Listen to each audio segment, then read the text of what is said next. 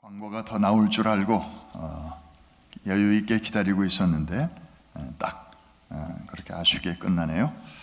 할렐루야. 주님 부활하셨습니다. 부활하신 주님이 지금 우리 가운데 계신 줄로 믿으시면 아멘. 예루살렘에서 일어나신 주님은 곧바로 갈릴리로 향하셨습니다. 주님이 가장 많은 시간을 보내시고 사람들을 만나주시고 제자들을 부르시고 히로에락이 갈릴리 호수의 물결 따라 파도치는 바로 삶의 현장, 그곳으로 달려가셨습니다.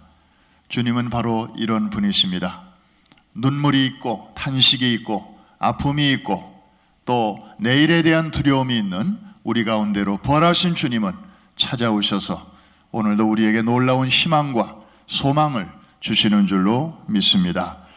오늘 새벽에 이 자리에서 또 지역 연합 예배를 드리면서 정말 부활의 영광을 우리는 흠뻑 느끼고 또 하나님께 영광을 올렸습니다. 특별히 이런 시간에 우리 성가대, 시온 성가대와 또 예루살렘 성가대가 정말 많은 분들이 오셔서 정성껏 준비한 아름다운 찬양을 하나님께 올렸을 때 많은 사람들의 마음이 정말 부활의 영광으로 가득하게 되었습니다. 특별히 우리 시온 성가대 멀리서 오시는 분들도 많은데 오늘 보니까 시온 성가대는 거의 100% 새벽에 나오신 것 같습니다. 늘 찬양의 은혜를 받습니다마는 오늘따라 천사들의 찬양 같았습니다. 우리 감사하고 격려하는 마음으로 한 번 더 박수합니다. 고린도전서 15장은 부활장으로 알려져 있습니다. 내용은 크게 세 가지입니다. 첫째로 예수의 부활은 역사적 사건이다 라는 것을 바울이 먼저 증언하고 있습니다. 1절부터 19절까지입니다.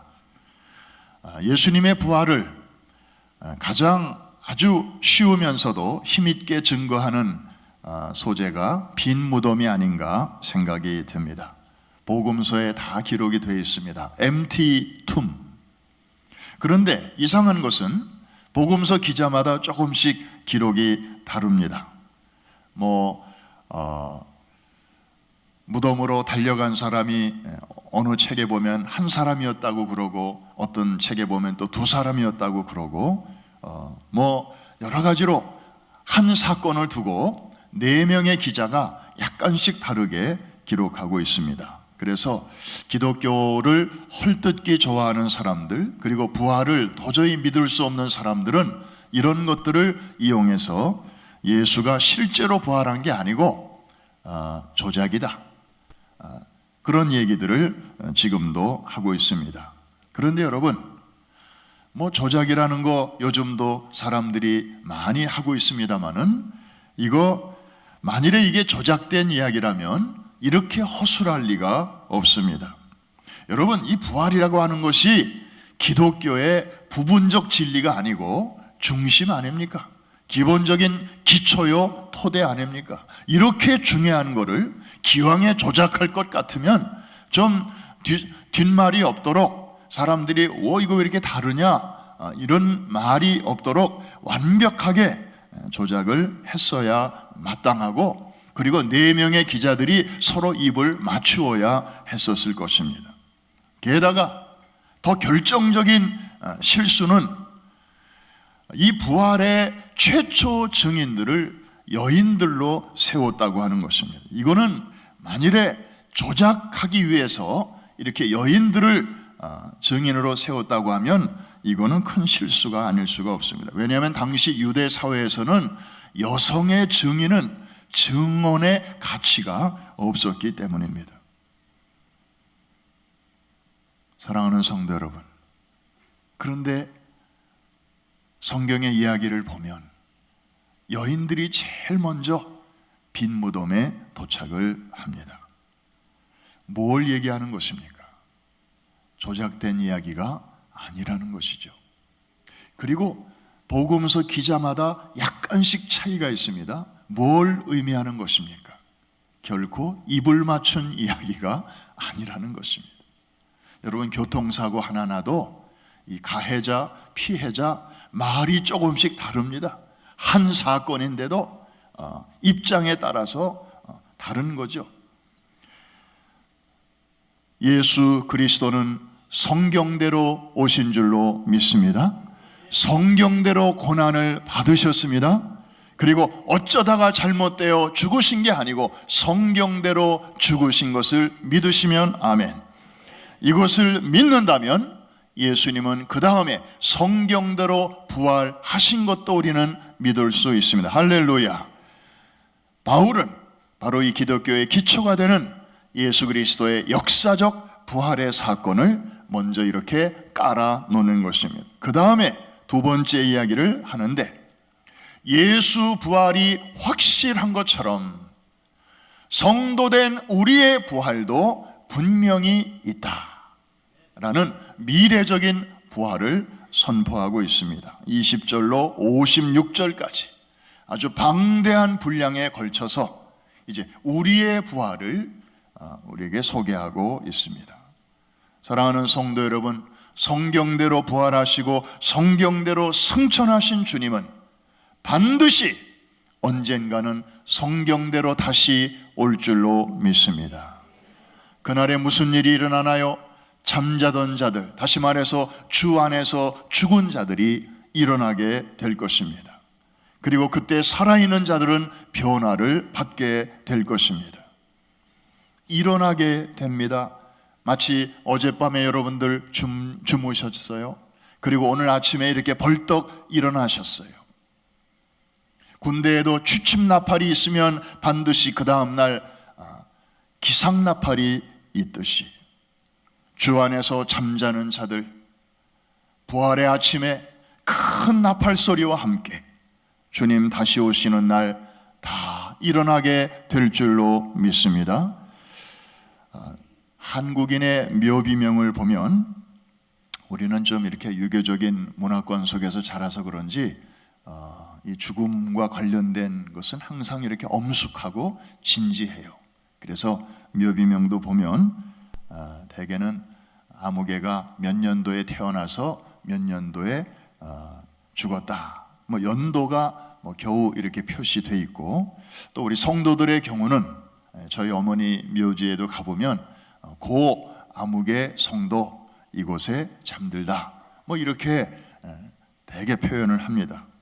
그런데 서양 사람들의 비문에는 아주 이렇게 좀 다정하고 또 좀 이렇게 너무 형식에 얽매이지 않은 그런 재미있는 비문들도 많이 있습니다. 예를 들면 아내의 무덤에 남편이 세운 묘비로 보이는데, 참 말 많던 내 아내 드디어 입을 다물다. 그리고 딸이 먼저 천국에 갔는지 딸의 무덤에 아버지가 혹은 부모님이 세운 묘비 같은데요, 늘 부지런하던 내 딸 여기에 잠들다. 부활의 때에도 제일 먼저 일어날 것이다.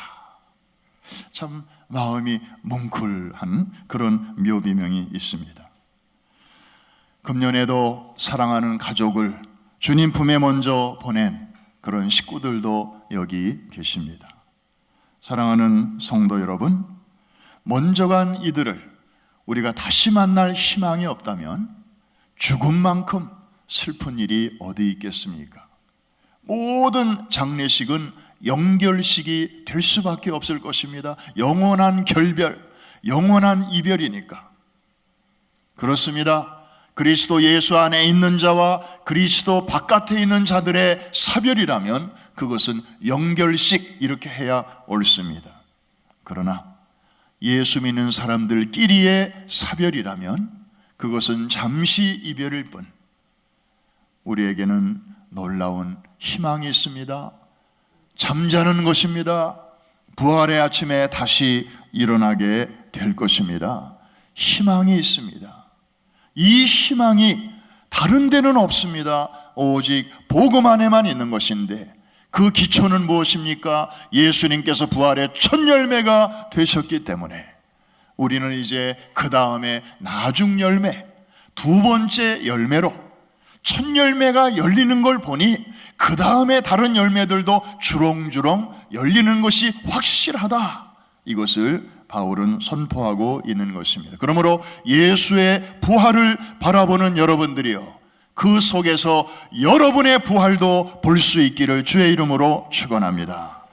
세 번째로, 이제 15장의 결론 부분으로 우리가 들어가게 되는데, 이 확실한 두 개의 부활절 사이에서 우리는 살아가고 있는데, 다시 말하면 과거의 역사적 부활과 그리고 미래의 우리의 부활, 이 두 사이에 살아가는 우리는 이제 어떻게 살아가야 할 것인가, 이런 중요한 문제를 다루면서 결론적으로 맨 마지막 절에서 우리에게 이렇게 말씀하고 있습니다. 견고하며 흔들리지 말며 항상 더욱 주의 일에 힘쓰는 자들이 되라. 그 이유는 한번 따라해 주시기 바랍니다. 너희 수고가 주 안에서 헛되지 않기 때문이다. 그래서 오늘 설교 제목이 헛되지 않은 줄 알미라 입니다. 부활장의 최후 결론입니다. 가장 중요한 부분이죠. 자, 과거의 부활이 확실하고 미래의 부활도 아직 오지 않았지만은 확실하다면 그 두 부활절 사이에 끼어서 살아가는 우리는 오늘 하루하루를 어떻게 살아가야 할 것인가? 여러분, 세상의 수고는 하나님의 영광과 아무 상관이 없는 그런 수고들이 많습니다. 단지 각자의 꿈의 실현을 위해서 열심히 뜁니다. 그러나 이것은 하나님의 영광과 관련이 없기 때문에 하나님께서 기억하지 아니하십니다. 그래서 본질상 헛된 수고입니다. 우리가 애는 많이 쓰지만 그것 가지고 주님 앞에 갈 수도 없고, 또 그것 가지고 주님 앞에 나 이렇게 열심히 살다 왔습니다, 뭐 예수가 누군지 나는 잘 모르지만 나 이렇게 최선을 다하고 성실하게 살다 왔습니다. 그러나 그런 거 가지고는 우리가 주님 앞에 설 수도 없고 갈 수도 없습니다. 만일에 예수를 믿지 않고 성실하게 사는 것 가지고 천국에 갈 수 있다면 예수님은 괜히 오신 것이고, 예수님은 괜히 십자가를 지신 것이고, 예수님은 괜히 부활하신 거예요. 다른 길이 없기 때문에, 그 길밖에 없기 때문에 길이요 진리요 생명이신 예수 그리스도를 하나님께서는 우리에게 선뜻 내어주시고 우리에게 대한 당신의 사랑을 그렇게 확증하여 주신 줄로 믿습니다. 반면에 주님의 이름으로 행하는 수고는 하나님이 얼마나 섬세하게 기억을 하시는지, 성경에 보니까 심지어 어린 소자에게 냉수 한 그릇 내 이름으로 대접한 것까지라도 그날에 결단코 상을 잃지 않으리라. 여러분, 어린애한테 그냥 물 한 그릇 대접한 거, 그게 무슨 대수입니까? 뭐 누구라도 할 수 있는 거 아닙니까? 아마 그런 일은 하고도 당사자들도 쉽게 잊어버릴 거예요. 그게 무슨 뭐 큰 수고라고. 그런데 내 이름으로 그런 일을 하였다면 하늘의 하나님께서 그것마저도 일일이 기억하시고 마지막 날에 상으로 갚아주실 것이라고 말씀하셨습니다. 여러분, 하나님이 이렇게 말씀하셨다면 여러분들이 주의 이름으로 교회에서 작은 일, 큰 일, 어떤 분들은 좀 사람 앞에 드러나는 일, 어떤 분들은 좀 별로 드러나지 않는 일, 왜 하나님이 그것을 모르시겠으며 하나님이 그 모든 것을 일일이 다 카운트하고 계시는 줄로 믿습니다. 여러분의 수고가 주 안에서 결코 헛되지 않습니다. 마지막 날 주님 다시 오시는 그날은 악인과 선인들에게는 의미가 왕창 다를 것입니다. 끝까지 이 복음을 받아들이기를 거부한 그런 사람들에게는 그날이 심판날이 될 것입니다.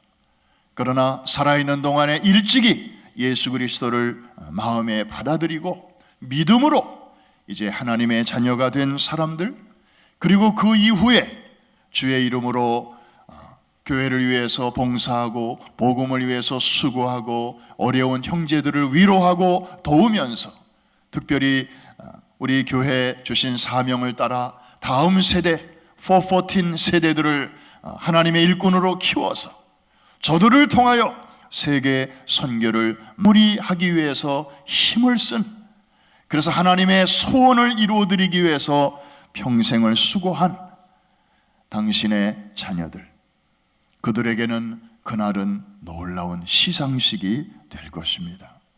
그날의 성도들에게는 대대적인 학위 수여식이 있을 것 같아요. 여러분, 세상에서는 최고 학위가 무엇입니까? 박사 학위예요. 보통 PhD 학위가 제일 많죠. 또 신학 분야에서는 THD, 신학 박사도 있어요. 정말 이 박사 공부 하기도 어렵고 따기도 힘들어요. 그런데 우리가 박사가 얼마나 되겠습니까? 아무나 다 박사 되는 거 아니죠. 그러나 주님 오시는 그날에 온 세상의 모든 성도들이 그 앞에 모였을 때 모르게 몰라도 특별한 박사 학위 수여식이 모든 성도들에게 있을 것 같습니다. 그 학위의 이름이 뭘까요? 성경에서 찾아보니까 나와요. WD, PhD가 아니고 WD, Well done, 잘하였도다, 착하고 충성된 종아. 여러분 모두에게 주님께서 씌워주시는 면류관과 함께 여러분에게 주실 그 어떤 것과도 질적으로 비교할 수 없는 특별한 학위가 여러분 모두에게 주어질 줄로 믿습니다. 옆에 계신 분에게 한번 축하하면서 인사하십시다. 학위 받으실 걸 미리 축하드립니다. 기분 좋네요. 부활절 설교는 길 필요가 없습니다. 주님 부활하신 거 너무 확실하고, 또 우리 죽어도 다시 살고 그날에 다시 만날 것 확실하고, 그렇다면 이제 우리의 남은 생의 첫날인 오늘부터 그날에 우리가 서게 될 것인데, 부끄러움 없이 그리고 정말 떳떳하게 기쁨으로 주님 앞에 서려면 지금까지 어떻게 살아왔던지 간에 이제부터가 중요한데, 그냥 어영부영 그냥 이름만 걸어놓고 그렇게 살기보다는 남이 알아주든 알아주지 않든 하나님이 기뻐하시는 그 일을 위해서 내게 맡겨진 그 자리, 혹은 아무도 나에게 시키지도 않고 부탁하지도 않지만 하나님이 기뻐하실 만한 그런 일을 찾아서 거기서 여러분에게 주신 은사와 재능과 경험과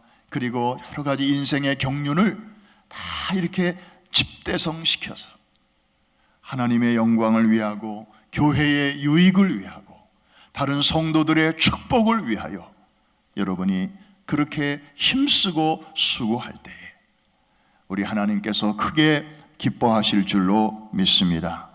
A.Z. 토저는 그의 책에서 이런 말을 남겼습니다. 나는 녹슬어서 못 쓰게 되기보다는 달아서 못 쓰게 되기를 기도한다. 여러분, 쓰다가 너무 오래 안 쓰면 녹이 씁니다. 칼집에 너무 오래 칼을 꽂아두면 그냥 세월 속에서 공기와 접촉을 통해서 이렇게 녹이 슬어요. 그 다음에 내가 이렇게 살면 안 되지, 하고 모처럼 칼을 뽑으려고 해도 좀처럼 잘 나오지 않습니다. 그래서 평소에 잘 써야 하는 것입니다. 너희 수고가 결코 헛되지 않은 줄 알미라. 오늘 성령께서 이 부활절 아침에 아직 살아있는 우리들에게, 아직 생명과 호흡이 남아있는 우리들에게 주시는 격려의 말씀으로 우리가 받으면서 부활의 신앙을 가지고 다시 한번 앉은 자리에서 일어나 하나님 앞에 서는 그날을 믿음의 눈으로 바라보면서 잘 달려가시는 저와 여러분 모두가 되실 수 있기를 주의 이름으로 축원합니다.